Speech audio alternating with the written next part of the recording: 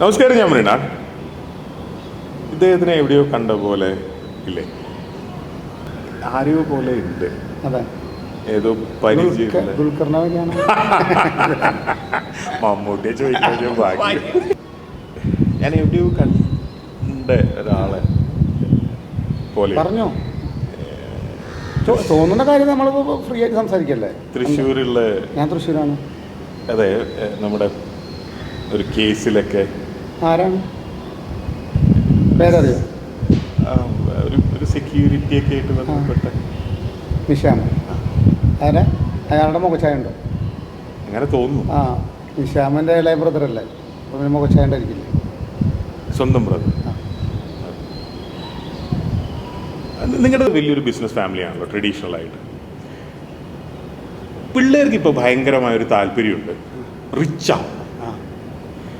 പണ്ടൊക്കെ എൻ്റെയൊക്കെ ചെറിയ പ്രായത്തിലുള്ള താല്പര്യങ്ങൾ അങ്ങനെയല്ല. പൈലറ്റ് ആവണം, അല്ലെങ്കിൽ ഡ്രൈവർ ആവണം, അല്ലെങ്കിൽ ടീച്ചർ ആവണം, അങ്ങനെയൊക്കെ ആയിരുന്നു താല്പര്യങ്ങൾ. ഇപ്പം അങ്ങനെയല്ല, റിച്ച് ആവണം എന്നുള്ള താല്പര്യം കുട്ടികൾക്ക് ധാരാളമായിട്ട്. അപ്പോൾ നിങ്ങൾ വലിയൊരു ബിസിനസ് ഫാമിലി എന്നുള്ള ഒരാളാകുമ്പോൾ സ്വാഭാവികമായിട്ടും ബിസിനസ് ചെയ്ത് റിച്ച് ആവുക എന്നുള്ളതാണ്. എന്താണ് അതിൻ്റെ ഒരു തോട്ടൊക്കെ? കുട്ടികൾ എങ്ങനെയാണ് അതിന് പ്രിപ്പയർ ചെയ്യേണ്ടത്? ഒന്ന്, റിച്ച് ആവുന്നത് നല്ലതാണോ പൊട്ടാന്നുള്ള ക്വസ്റ്റ്യൻ ഉണ്ട്. അതിപ്പോൾ അവർക്ക് അവരുടെ പൈസ അവരെങ്ങനെ ഉപയോഗിക്കുന്നുള്ളതിനനുസരിച്ചിരിക്കും. റിച്ച് ആവണമെന്ന് വിചാരിച്ചു നോക്കിയ ഒരു വ്യക്തി, അതിൽ നമുക്ക് കുറവ് പറയാൻ പറ്റും? ഇല്ല. അല്ല, നമുക്ക് പണം ആവശ്യമാണല്ലോ. ആണ്. എല്ലാ കാര്യത്തിനും പണം ആവശ്യമാണ്. ആണ്. പണക്കാരനാവാന്ന് വെച്ചാൽ ഒരു നല്ല കാര്യമാണ്. നമുക്ക് പണക്കാരനായി താങ്കൾ ഇപ്പോൾ BMW നടക്കുന്നു, വലിയ കാറ് മേടിക്കാൻ, ടൂറ് പോകാം, ഇതിനൊക്കെ പണം ആവശ്യമുണ്ട്. യെസ്, ആ പോയിന്റിലേക്ക് നമുക്കൊരാൾ ഹെൽപ്പ് ചെയ്യുന്നില്ല, എൻ്റെ കയ്യിൽ പണം ഉണ്ടെങ്കിലല്ലേ സാധിക്കും. തീർച്ചയായും. അപ്പോൾ പണക്കാരെന്ന് വെച്ചുള്ള അത് പ്രിവിലേജാണ്, നല്ലതാണ്. അത് എങ്ങനെ യൂസ് ചെയ്യുന്നുള്ളതാണ് ഉള്ളത്. അത് കുട്ടികൾ ശരിക്കും നല്ല പണക്കാരനാവാൻ തന്നെ ചിന്തിക്കുന്നത് ഞാൻ പറയുള്ളൂ. ഈ നമ്മുടെ ഇന്ത്യൻ ഇക്കണോമിയിൽ തന്നെ നിലനിർത്തുന്ന പണക്കാരുള്ളതുകൊണ്ടല്ലേ അവരുടെ ടാക്സ് കാര്യങ്ങൾ. പണക്കാരെ നമ്മൾ ഒരിക്കലും മോശമായിട്ട് കാണരുത്.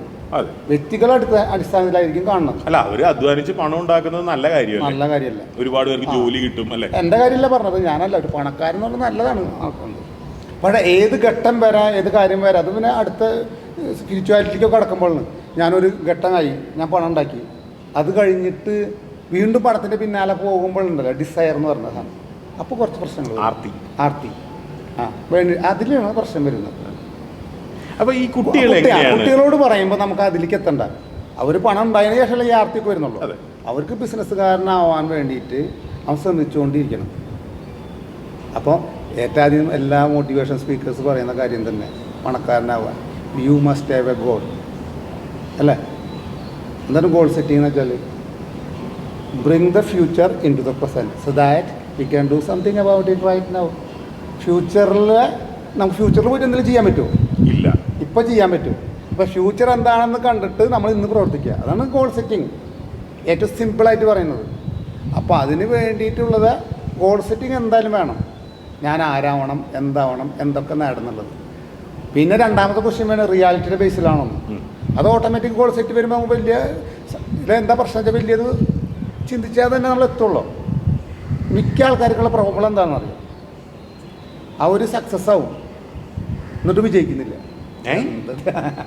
സക്സസും വിജയവും ഒന്നാണ്, വിജയിക്കില്ല. എന്താ കാര്യം എന്നറിയാം, അവർ വിചാരിച്ച കാര്യമൊക്കെ എത്തി എന്നിട്ടും വിജയിക്കുന്നില്ല.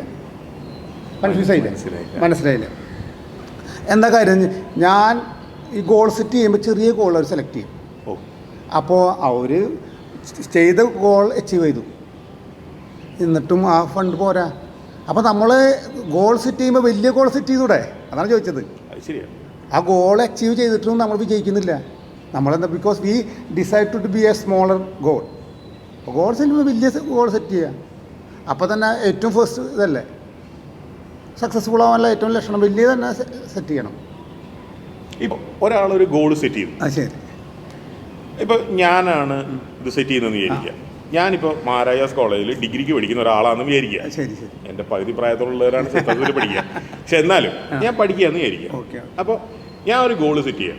എൻ്റെ ഗോൾ എന്താണെന്ന് വെച്ച് കഴിഞ്ഞാൽ, ഞാൻ ഈ നഗരത്തിലെ, അതായത് കൊച്ചി നഗരത്തിലെ ഏറ്റവും വലിയ ബിൽഡറാവും.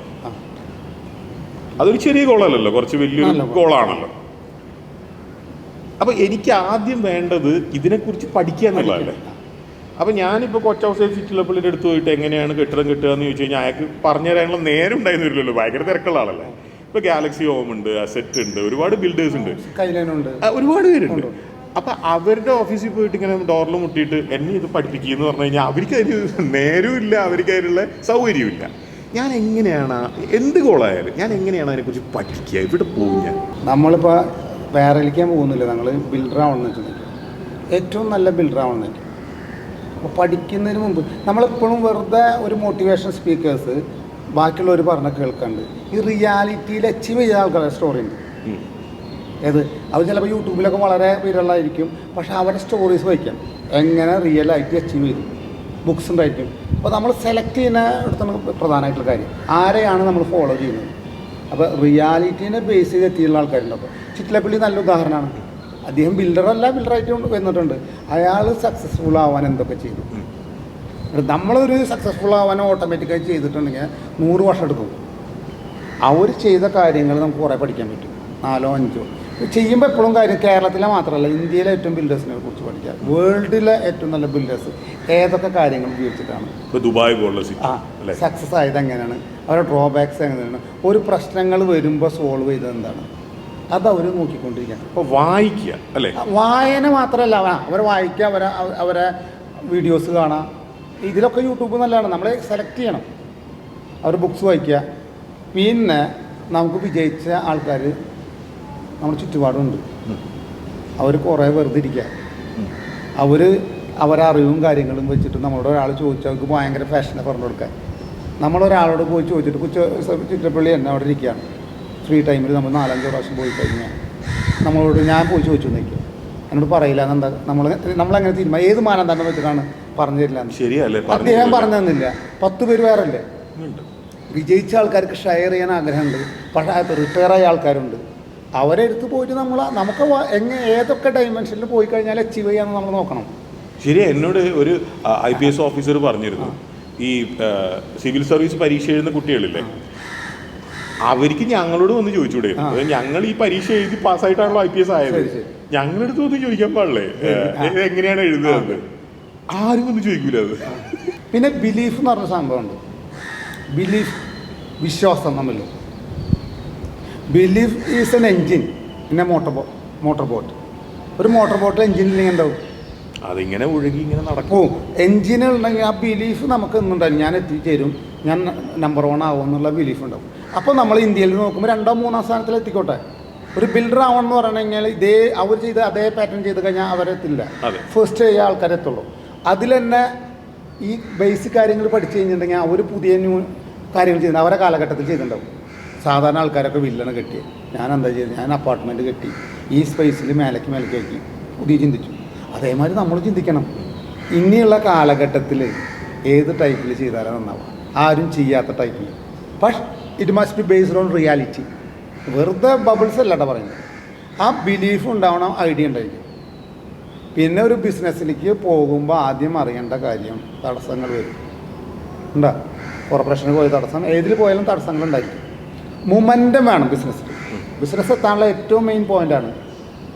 ഒരു ബിസിനസ് ഗേളിനായാലും വുമണ്ണായാലും ഒരു മാനായാലും മൊമെൻറ്റം വേണം, ഒരു ചലിച്ചുകൊണ്ടേ ഇരിക്കണം. അപ്പോൾ നമ്മൾ പോയി ഒരു കാര്യത്തിൽ പോയി തടസ്സം വന്നു, അപ്പോൾ തടസ്സത്തിനെ സോൾവ് ചെയ്തുകൊണ്ട് ഓവർടേക്ക് ചെയ്തുകൊണ്ട് മുന്നോട്ട് പോയിക്കൊണ്ടേയിരിക്കണം. നിരാശരാകും, അത് സോൾവ് ചെയ്തിട്ടില്ലേ. അപ്പോൾ that is means solution oriented momentum. എപ്പോഴും അതിന് സൊല്യൂഷൻ കണ്ടുപിടിച്ച് പോകണം. അല്ലെങ്കിൽ നമ്മൾ മറ്റോണം ചിന്തിക്കുന്നത് എൻ്റെ ഇതേ ഫ്ലാറ്റ് കിട്ടുന്നുണ്ട്, ബ്ലോക്കായി എന്തെങ്കിലും കിട്ടി, മറ്റോൻ എൻ്റെ എതിരാളി എന്നെ തടഞ്ഞതായിരിക്കും, അങ്ങനെ ചിന്ത പോയി നിൽക്കുക. അപ്പോൾ നമ്മളെ നെഗറ്റീവ് എനർജി ആയി. പിന്നെ നമ്മൾ ചിന്തിക്കുക ആരാണ് തടഞ്ഞത്, എൻ്റെ ബിസിനസ്സിൽ ശത്രുക്കളുണ്ട്. പിന്നെ നമ്മളിത് നിർത്തിയിട്ട് അതന്വേഷിക്കാൻ പോകും. നമ്മളെ ഫോക്കസ് എന്താണ്, അതൊന്ന് ഫോക്കസും ഗോളും പറയുന്നത് ഏറ്റവും വലിയ ബിൽഡറാവാൻ, ബാക്കിയുള്ളവരായിട്ട് തല്ലൂടലല്ല. അപ്പം മൊമെൻറ്റത്തിൽ പോയിക്കൊണ്ടേയിരിക്കുക. അത് എങ്ങനെയാണെന്ന് വെച്ചാൽ പരിഹരിച്ച് മുന്നോട്ട് പോയിക്കൊണ്ടിരിക്കുക.